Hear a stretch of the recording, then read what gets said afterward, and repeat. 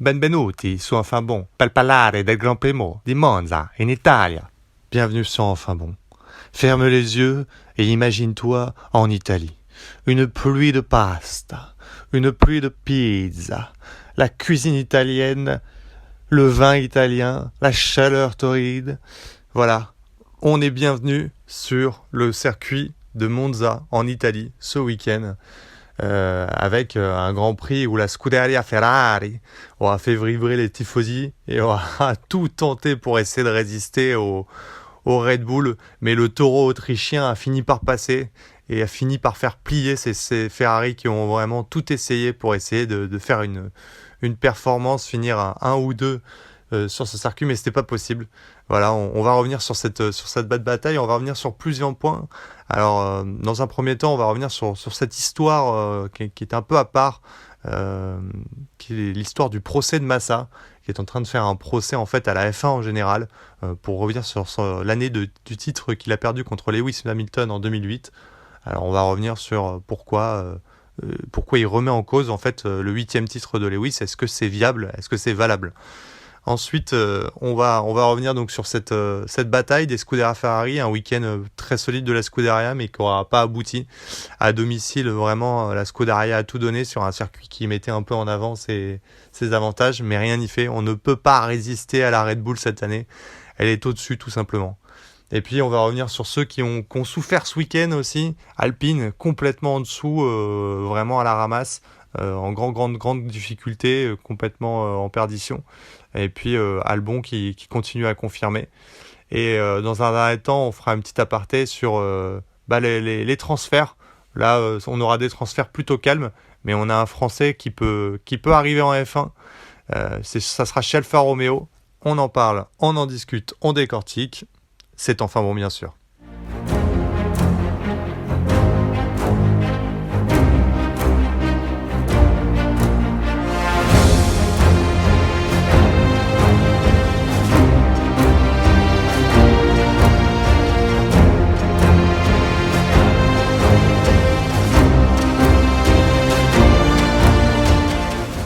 Allez, on revient sur l'affaire du moment.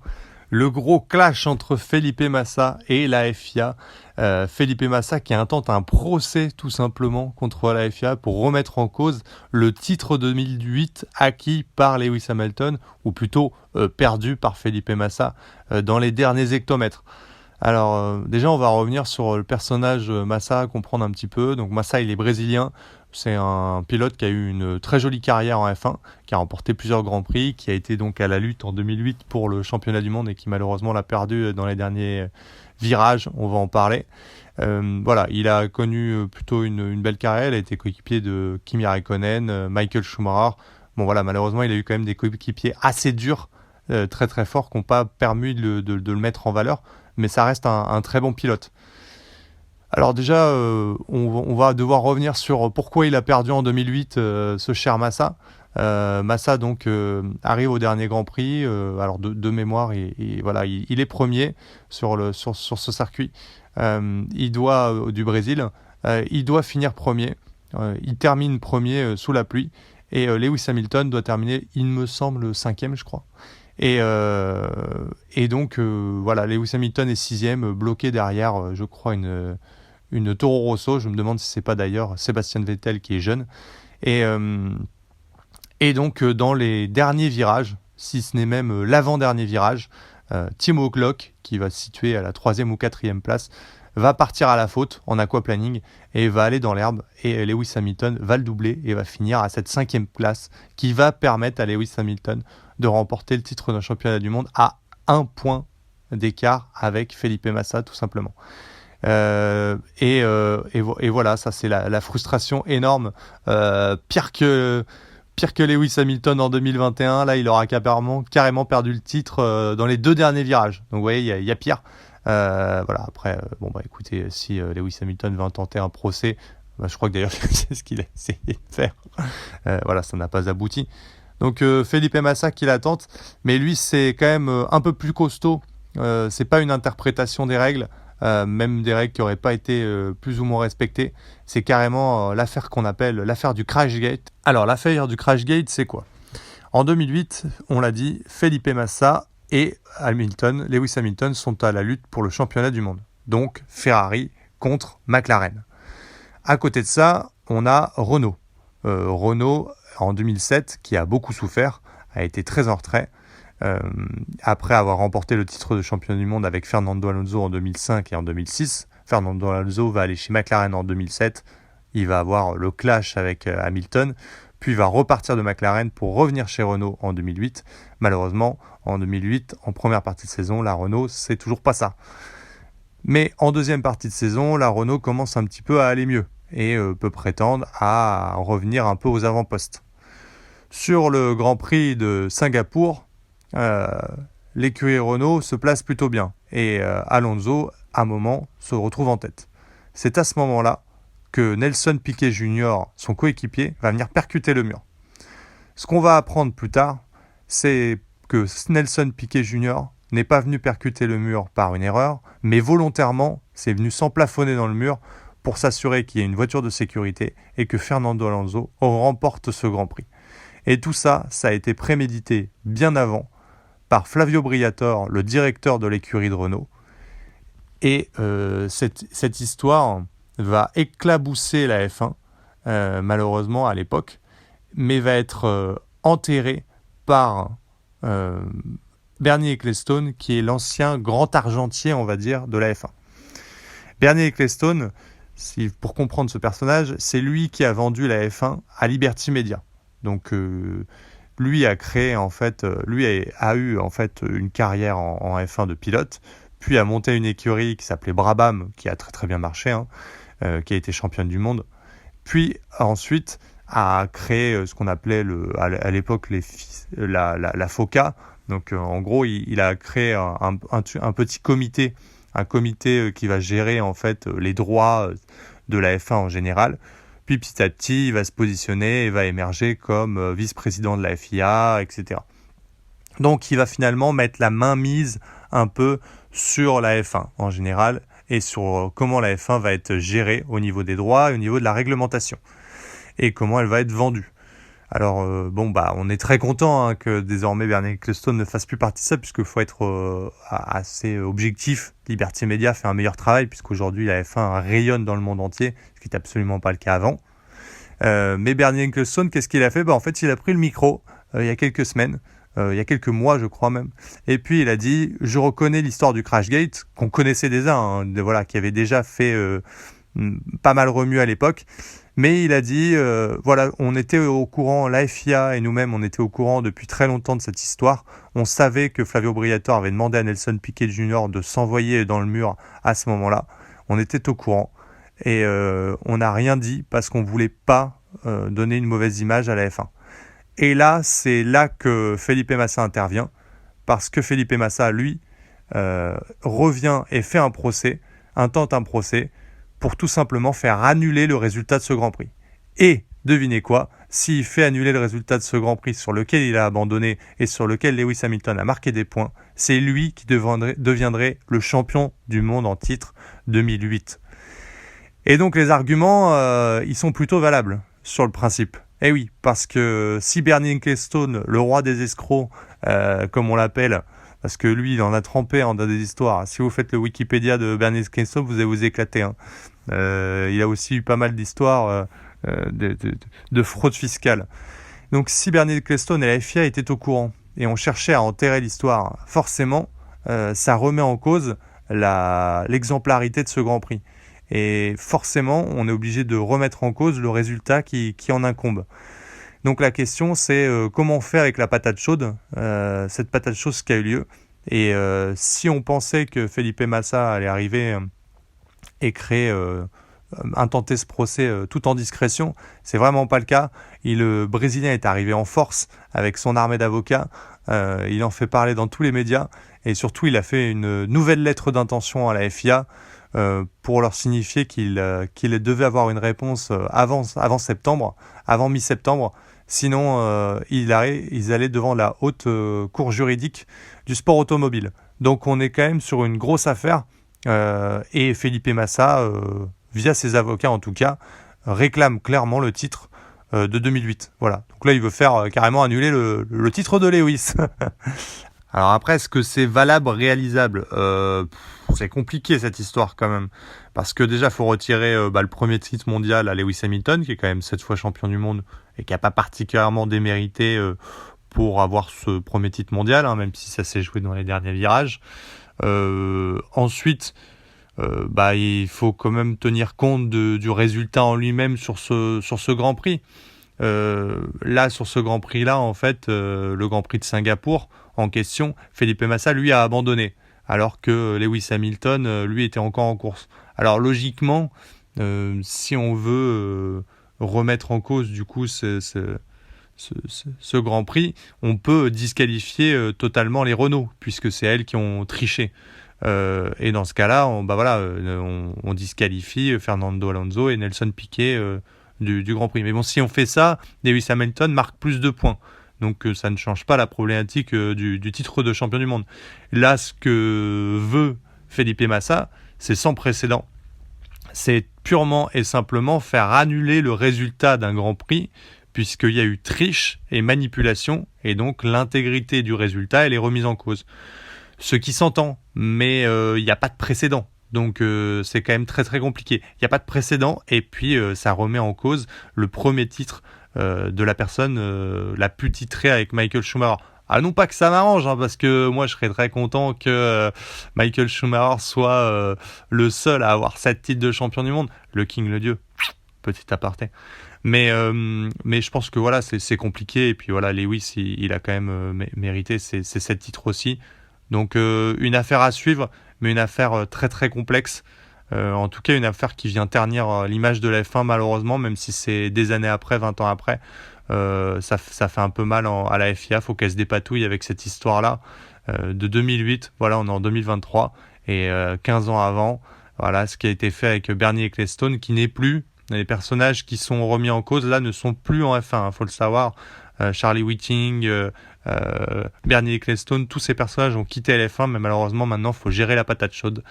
Et ça, c'est la nouvelle FIA avec les nouveaux employés, nouveaux acteurs qui vont devoir gérer cette problématique.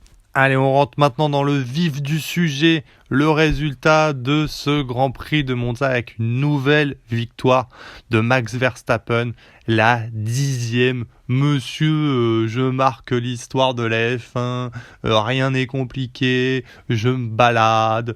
Voilà, a eu quand même dû batailler pendant 15 tours pour se débarrasser de Carlos Sainz. Alors il y arrivait quand même.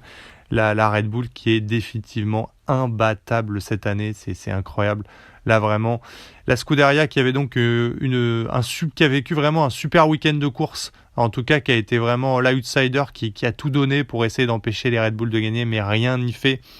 Globalement, la Scuderia avait une super vitesse de pointe, et puis Carlos Sainz est venu chercher cette importante pole position avec un Leclerc en 3e place à l'affût. Alors peut-être que on aurait pu gagner un peu plus de temps si Charles Leclerc avait été 2e sur cette grille et qu'on aurait eu 1 et 2. Et dans ce cas-là, ça aurait été viable peut-être avec un train DRS d'essayer de tenir Max Verstappen un peu plus longtemps. Mais bon, je sais pas. Je pense que malheureusement la dégradation des pneus était trop intense. On l'a vu, il y a eu une dégradation pneumatique globalement sur l'ensemble des pilotes qui a surpris tout le monde, tout le plateau, parce qu'il y avait des températures un peu plus fraîches pendant les essais et les qualifications. Et puis à la course, vraiment, il y a une chaleur qui s'est écrasée sur le circuit, sur le bitume. Et là, vraiment, la gomme, elle s'est complètement délaitée. Et donc, comme la gomme partait très très vite, voilà, il y a des écuries qui ont beaucoup plus souffert que d'autres. Ferrari en fait partie. On sait que en début de relais, ils étaient très impressionnants. Ils tenaient facilement en fait le rythme des Red Bull, arrivaient à les contenir.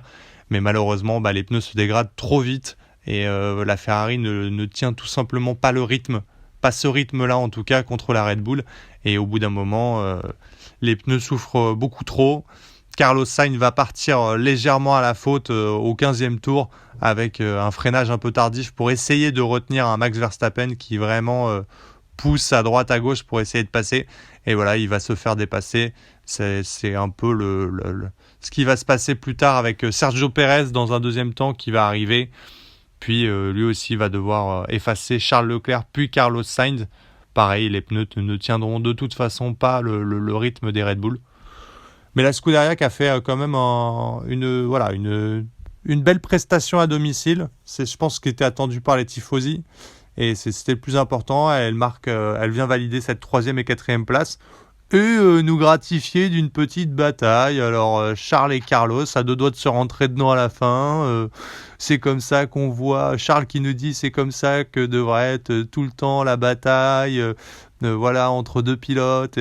Il dit c'est comme moi avec Max. Alors je ne suis pas 100% d'accord avec Charles sur ce coup-là, même si cette bataille était très agréable à voir. Je rappelle que Max Verstappen, il est chez Red Bull. Carlos Sainz, c'est ton coéquipier chez Ferrari. Du coup, c'est vrai qu'à la fin, même si tu peux aller te batailler avec lui, par exemple, ton freinage final où vous êtes à moitié en train de vous rentrer dedans, c'était un peu limite, quoi. Voilà.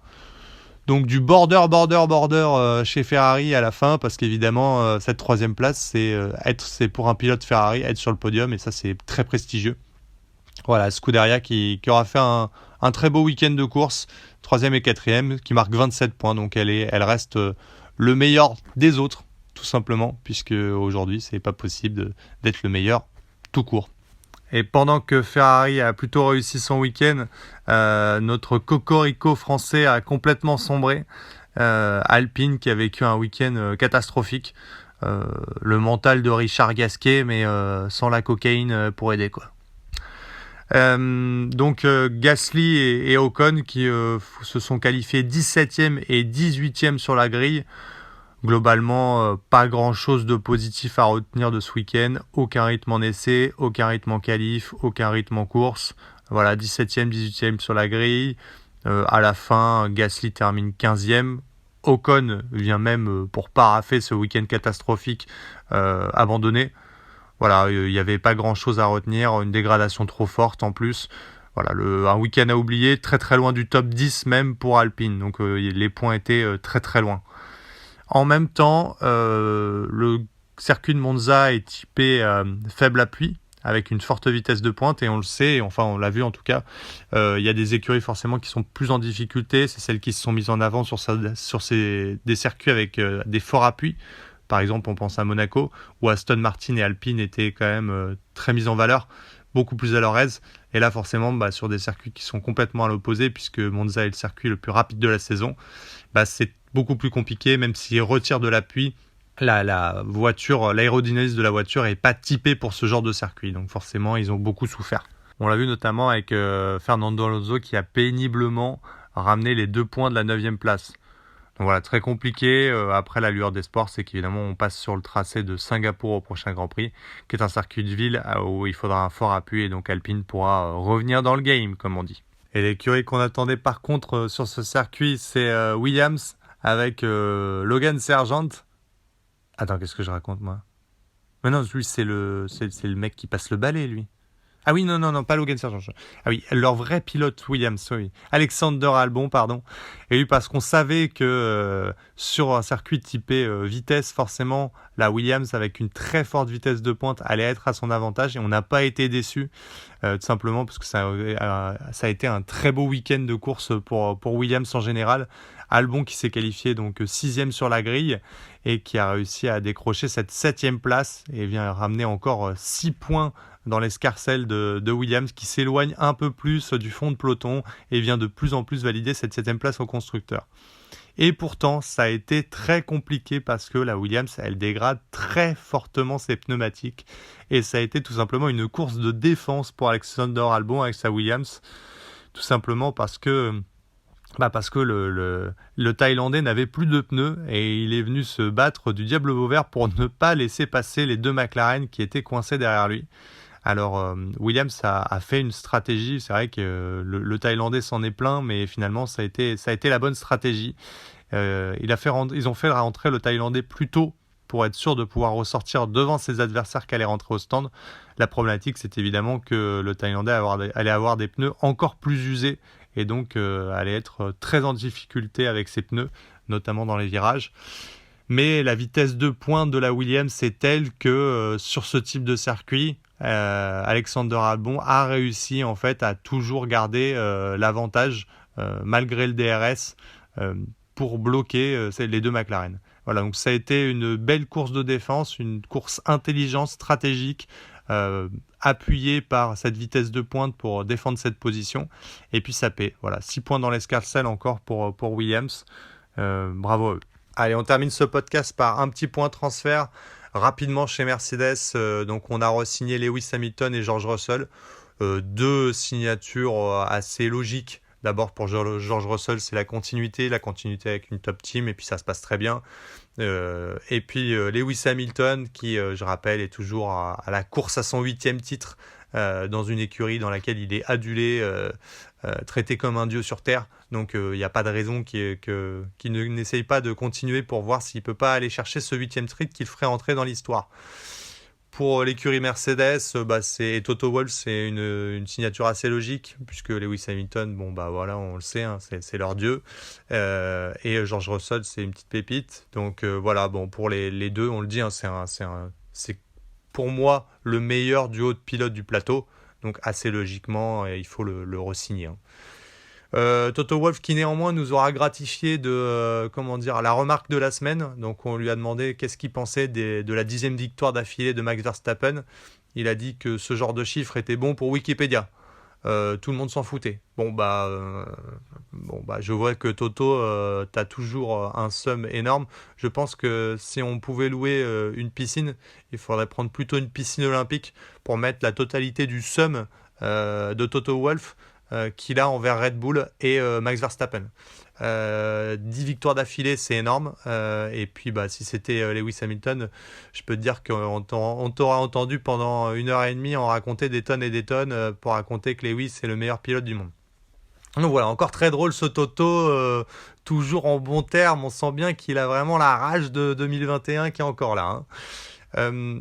Petit dernier point de transfert important, de coup, chez Alfa Romeo, Guan Yu Zhou, qui est donc le coéquipier de Valtteri Bottas, n'est toujours pas renouvelé à l'heure actuelle.